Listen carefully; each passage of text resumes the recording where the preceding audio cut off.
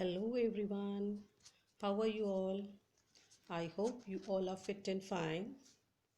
Today I am here once again before you with my next video, and today the topic which I have taken for my video is the punctuation marks. This topic is very much important and it is very much beneficial for you all. So let us see what this topic is all about. On the screen I have given you some punctuation marks. Okay, so let us see one by one. First punctuation mark is full stop, second one is comma, third is dash, fourth one is hyphen, fifth one is question mark, next is exclamatory sign, then the inverted commas, semicolon, colon, brackets, apostrophe and the slash or oblique. So these are the punctuation marks. Out of these, in this very video, I am going to take only the 4 punctuation marks. One more punctuation mark which is not mentioned here is the capital letter, okay, which is also very important. It is also a part of the punctuation marks. So let us see one by one all these 4 punctuation marks. First of all, I am going to take the capital letters, okay. So let us see what the capital letters are. Where do we use the capital letters? Capital letters, they are used in the following cases. 4 points are given. First one is to begin a sentence. Whenever we begin any sentence, the first word which is written in the beginning and the first alphabet of that word is written as capital. जब भी कभी हम कोई वाक्य लिखते हैं और उसका जो पहला अक्षर होता है, ठीक है, उसका जो पहला अल्फ़ाबेट होता है वो हमेशा कैपिटल लिखा जाता है. तो हमारा फर्स्ट पॉइंट क्लियर हो गया कि हमने कैपिटल लेटर्स कहाँ यूज़ करने. सेकंड पॉइंट क्या है? To begin each fresh line of a poetry. Poem हम लोग देखते भी हैं, पढ़ते भी हैं, ठीक है. और एक पोएम में बहुत सारी लाइंस होती हैं, बहुत सारी लाइंस के स्टेंजास होते हैं, और हमने देखा है कि हर पोइट्री का जो लाइन है वो कैपिटल लेटर से बिगिन करती है, ओके. तो ये हमें हमेशा ध्यान रखना है. बेशक आपका सेंटेंस कंटिन्यू हो रहा हो, लाइन कंटिन्यू हो रही हो, ठीक है, लेकिन जब भी आप पोइट्री की फर्स्ट लाइन लिखेंगे या फर्स्ट वर्ड लिखेंगे लाइन का, तो उसमें फर्स्ट वर्ड जो होता है उसका फर्स्ट अल्फ़ाबेट कैपिटल लिखा जाएगा, ठीक है. तो ये भी हमें हमेशा याद रखना है. थर्ड पॉइंट क्या है? To begin all proper nouns and the adjective forms. अब सबसे पहले हमें ये पता होना चाहिए कि प्रॉपर नाउन्स क्या होते हैं, ठीक है. नाउन आपको पता है नेमिंग वर्ड्स होते हैं. This topic is also very important from the grammar point of view.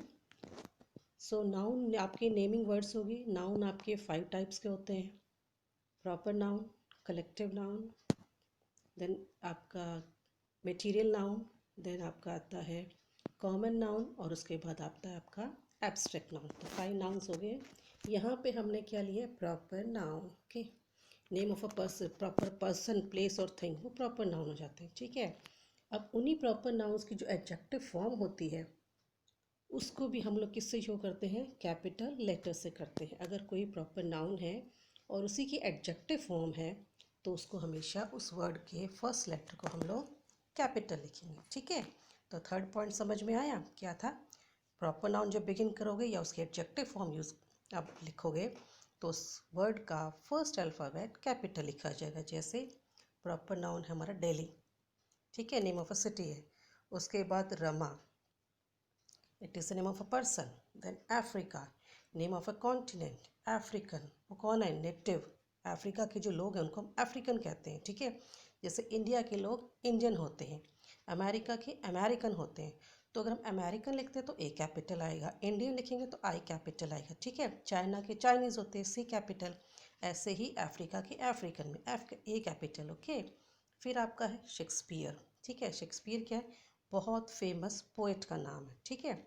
और शेक्सपियन का मतलब होता है लाइक शेक्सपियर, उनके काम, उनका स्टाइल. शेक्सपियर का जो स्टाइल है या उनका जो काम है उसको हम शेक्सपियन कहेंगे, ठीक है.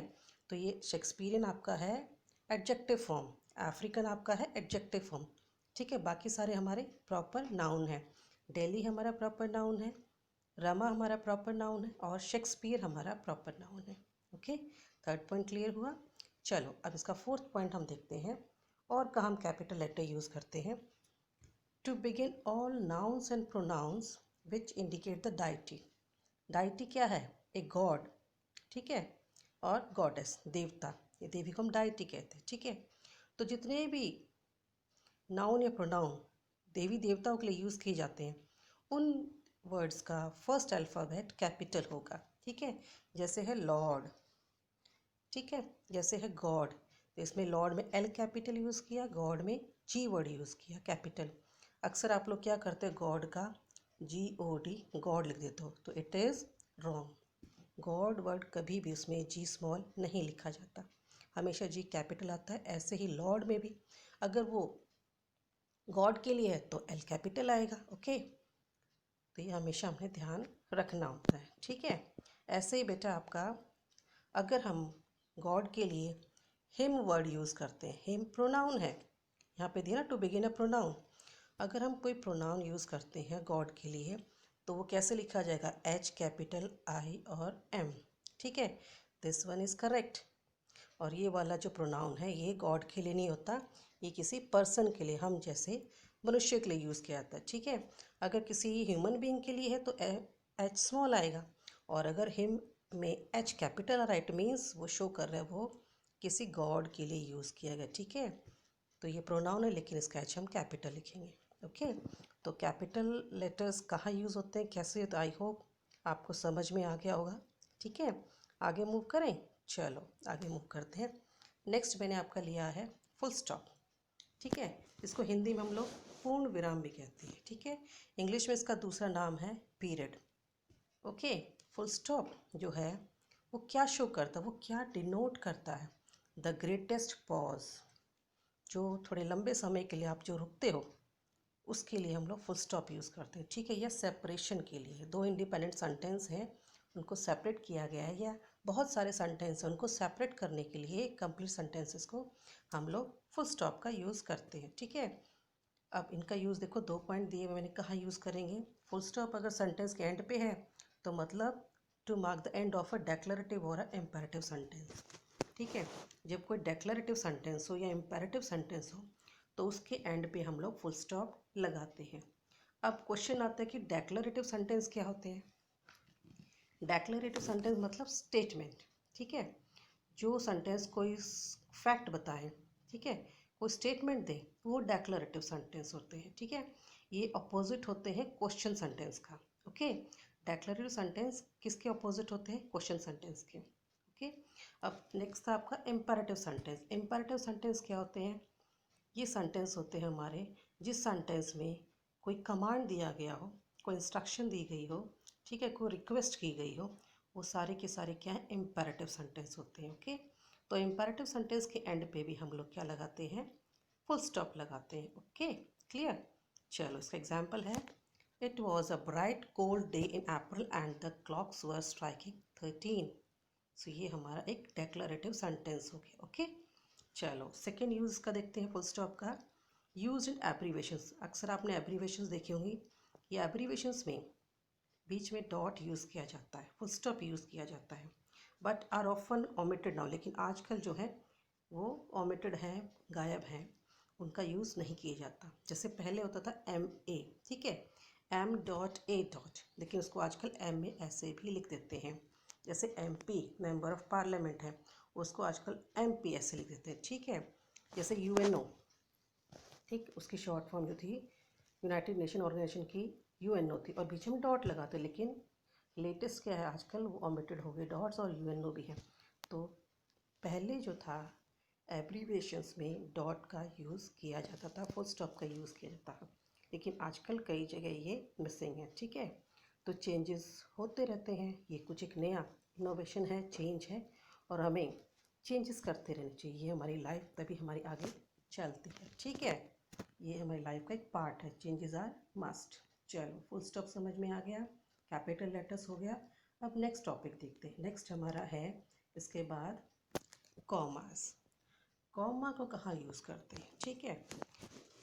कॉमा को हिंदी में अल्प विराम भी कहते हैं। कॉमा का बहुत सारे पॉइंट है कहाँ का यूज़ करते हैं, मैंने आपको दिए और रखा है यहाँ पे। पहला है to separate items in a series और लिस्ट। बहुत सारी लिस्ट में आइटम्स होते हैं या सीरीज़ में बहुत सारे आइटम्स होते हैं, तो उनको अलग करने के लिए हम लोग बीच में क्या यूज़ करते हैं, कॉमा का यूज़ करते हैं। ये वो सिंबल है जिसको हम कॉमा कहते हैं, ठीक है। एग्जाम्पल मैंने आपको दिया हुआ, I have purchase 2 kilos of mangoes, 5 kilos of tomatoes and milk. तो हमने टमाटोज और मैंगोज की जो क्वांटिटी हमने ली है उसको सेपरेट करने के लिए बीच में कॉमा लगा दिया, ठीक है। और लास्ट आइटम से पहले हमने एंड लगाया, वहाँ कॉमा नहीं लगता। तो फर्स्ट यूज़ देखा हमने कॉमा का।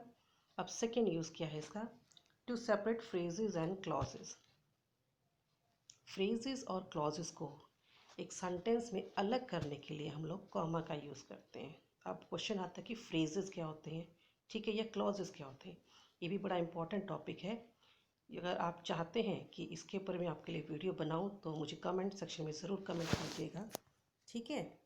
और एट प्रेजेंट मैं आपको जैसे ब्रीफ में बता देती हूँ, फ्रेजेस जो होते हैं, phrases they are group of words that do not contain a verb. Phrases group of words होते हैं जिसमें वर्ब नहीं होती है, और अगर उस ग्रुप ऑफ वर्ड को हम सेंटेंस से बाहर निकाल भी दें तो सेंटेंस तब भी मीनिंगफुल होता है, इंडिपेंडेंट होता है, उसमें कोई चेंज नहीं होता, वो करेक्ट होता है, ठीक है। और क्लॉजेस क्या होते हैं, क्लॉजेस क्या होते हैं, it is a group of words that has one subject and one verb also, ठीक है। एक फाइनाइट वर्ब होती है और एक सब्जेक्ट होता है हमारे क्लॉज के अंदर। यहाँ आप देखिए, if it doesn't rain tomorrow we will go for a picnic. If it doesn't rain tomorrow, यहाँ पे ये क्लॉज है, ठीक है। इस क्लॉज को सेंटेंस के बाकी पार्ट से अलग किया गया है, सेपरेट किया गया है कॉमा के साथ। तो समझ में आया। दूसरा यूज़ कॉमा का क्या है, to separate phrases and clauses, okay. चलो एक और एग्जांपल है, he search for the book, comma लगा दिया, but couldn't find it anywhere, ठीक है। अब नेक्स्ट थर्ड यूज़ देखते हैं कॉमा कहाँ है, to separate question tags from the rest of the sentence.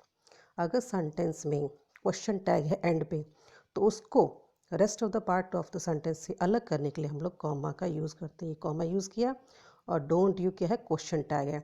Question tag भी बहुत ही इंपॉर्टेंट टॉपिक है आपका ग्रामर का, ठीक है।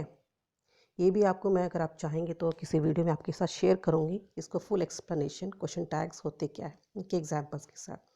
तो यहाँ हमने इसका थर्ड यूज़ देखा, ठीक है, कि क्वेश्चन टैग्स को rest of the part of sentence से अलग करने के लिए हम लोग कॉमा का यूज़ करते हैं। चलो अब आगे चलते हैं और यूज़ देखते हैं कॉमा का कहाँ होता है। To separate certain words like however, moreover, in addition to, in short, in fact, of course, firstly, secondly, ठीक है।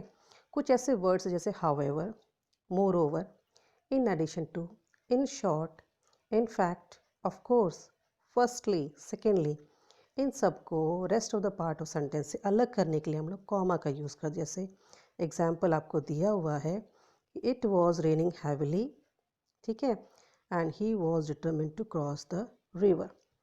It was raining heavily, full stop आ गया, उसके बाद हाउ एवर लगाया, और हाउ एवर के बाद हमने कॉमा यूज़ किया। ऊपर हमने पढ़ा ना कि हाउ एवर के बाद कॉमा आएगा, अगर यहाँ पे सेंटेंस में, अगर कोई सेंटेंस में मोर ओवर तो उसके बाद कॉमा आएगा। सेंटेंस में अगर बिगनिंग में इन एडिशन टू हो तो भी कॉमा आएगा। सेंटेंस के बिगनिंग में अगर इन शॉर्ट है तो उसके बाद भी कॉमा लगाइए। इनफैक्ट है तो भी कॉमा आएगा, ऑफ कोर्स तो भी कॉमा, फर्स्टली के बाद भी कॉमा आएगा, और सेकेंडली के बाद भी, ठीक है।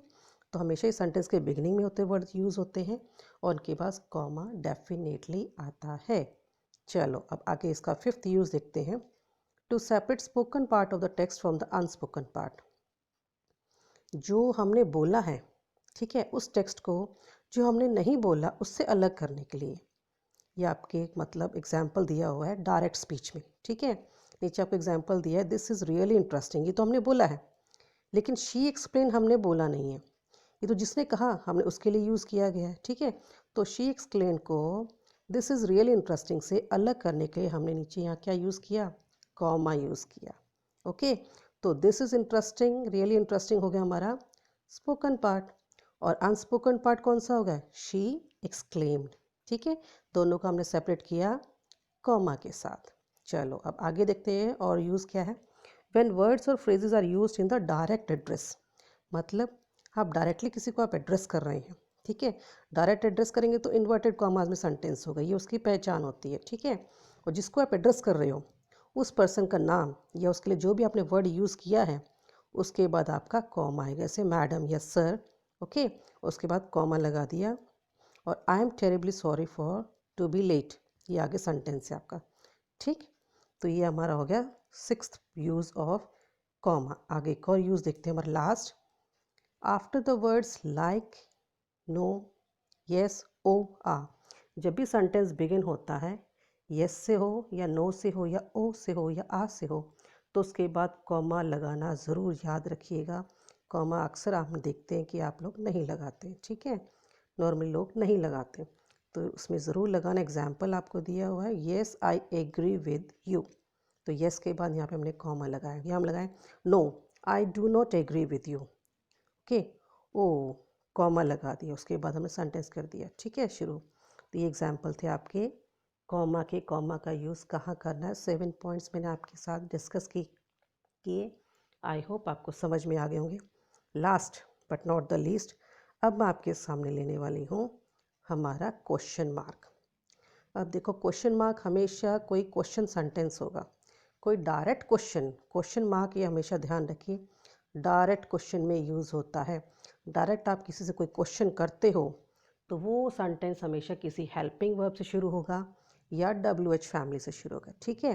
तो उस डायरेक्ट क्वेश्चन के एंड पे हमेशा क्या आता है, हमारा क्वेश्चन मार्क आता है, ठीक है। एग्जाम्पल देखो, will you go with me, ये आपका डायरेक्ट क्वेश्चन है और एक हेल्पिंग वर्ब विल से शुरू हो रहा है, ठीक है। एक और सेंटेंस भी है, I am asking if you will go with me, और पीछे भी क्वेश्चन मार्क लगा हुआ है, लेकिन the second sentence is wrong, it is not a direct question, it is indirect, ठीक है। तो इसलिए क्वेश्चन जो मार्क जो होता है सिंपल है आपका, डायरेक्ट क्वेश्चन जितने सेंटेंस होंगे, जिन सेंटेंस में डायरेक्ट क्वेश्चन पूछा गया होगा उसके एंड पे हमने क्वेश्चन मार्क लगाना होता है और वो सेंटेंस में कंप्लीट हो जाता है, ठीक है। चलो, अभी क्वेश्चन मार्क भी हो गया हमारा। हमने आज क्या क्या सीखा, क्वेश्चन मार्क सीखा, उसका यूज़ सीखा, उसके बाद हमने अपना कॉमा का यूज़ सीखा, उसके बाद हमने फुल स्टॉप का यूज़ सीखा और उसके बाद कैपिटल का लेटर, ठीक है। कैपिटल लेटर्स यूज़ करने से कहाँ होते यूज़ होते हैं। तो आई होप आपको कुछ समझ में आया होगा कि कहाँ कैपिटल लेटर्स यूज़ करने हैं, कहाँ पे फुल स्टॉप लगाना है, कहाँ पे क्वेश्चन मार्क लगाना है और कहाँ पे कॉमा लगाना है। चलो, बाकी के जितने भी पंक्चुएशन मार्क्स अपनी मैं फिर किसी और वीडियो में आपके साथ शेयर करूँगी। आई होप आपको ये वीडियो कुछ समझ में आई होगी। अगर पसंद आई है तो इसको लाइक कीजिएगा, शेयर कीजिएगा और अगर अभी तक चैनल सब्सक्राइब नहीं किया तो उसको सब्सक्राइब कीजिएगा। बेल आइकन को प्रेस करना मत भूलिएगा, ठीक है। और इससे रिलेटेड जो एक्सरसाइज है वो मेरी क्लास 7th के लिए है, वो मैं नेक्स्ट वीडियो में आपके साथ शेयर करने वाली हूँ। ये टॉपिक आप बार बार इस वीडियो को देखिएगा ताकि इन चीज़ों में, इन पंक्चुएशन मार्क को यूज़ करने में आपको आगे कभी गलती ना हो, ठीक है, मिस्टेक नहीं होनी चाहिए। वीडियो बनाने का पर्पस तभी यूज़फुल होता है जब हम इनका यूज़ अच्छे से कर लेते हैं, ठीक है। तो ये आज के लिए बस इतना ही। अपनी नेक्स्ट वीडियो के साथ मैं जल्दी आपके समक्ष आऊँगी। Till then, good bye, stay safe, stay healthy.